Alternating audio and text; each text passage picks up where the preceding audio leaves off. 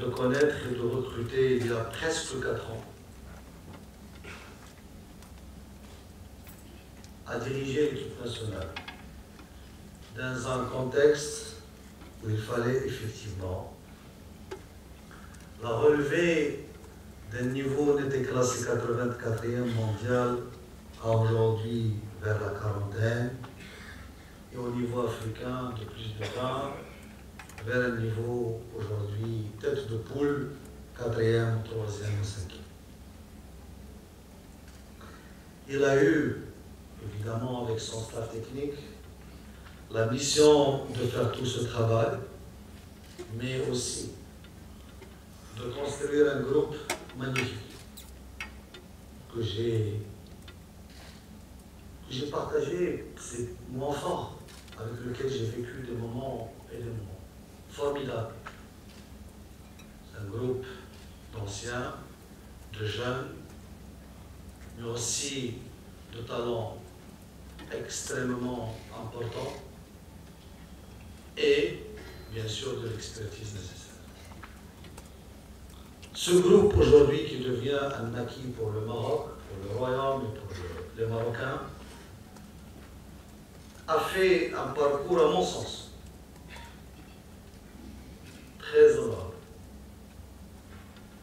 On a fait une qualification pour le Gabon dans un groupe où on était, tout le monde parlait d'une disqualification contre un Cap-Vert qui était premier à l'époque, classement Afrique. On est parti au Gabon dans toutes les conditions que vous connaissez et on est parti au quart de finale après une absence longue.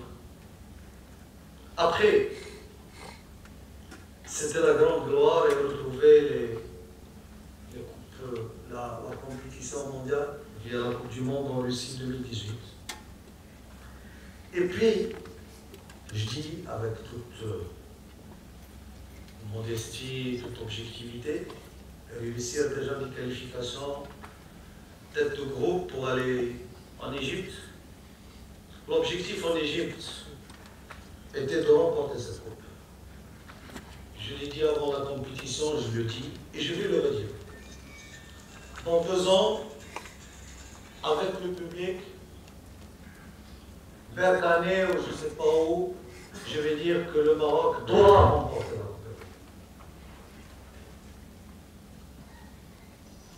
Il ne faut pas se fixer d'autres objectifs.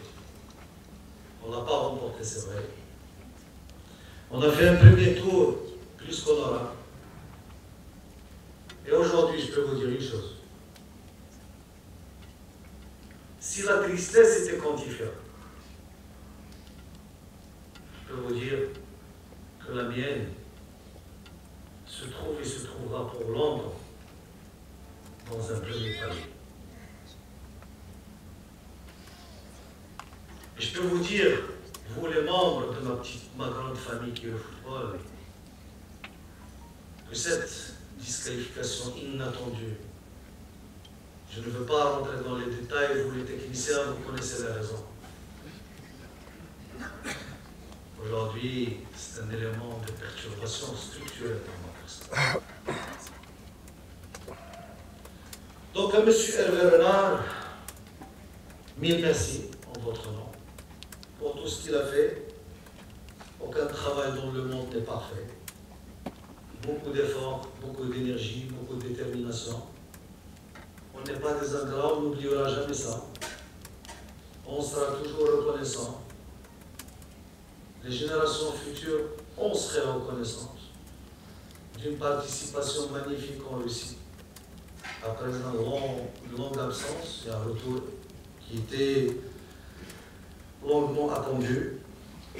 La suite, évidemment, la vie ne s'arrête jamais. On va continuer à travailler dans la continuité, dans la même logique, avec le même état d'esprit, la même détermination pour effectivement prendre en considération toutes les conditions intrinsèques et externes de l'équipe nationale, ce qui attend l'équipe nationale. Et je vous annonce qu'au cours de la semaine prochaine, je mettrai en place une commission spécialisée qui va trancher parmi les dizaines et les dizaines de CV que la fédération a reçus. Mais ce qui est toujours aujourd'hui important par rapport à nous, la famille du football, c'est de dire que l'équipe nationale a des obligations, le temps ne s'arrête pas. Il faut passer au travail.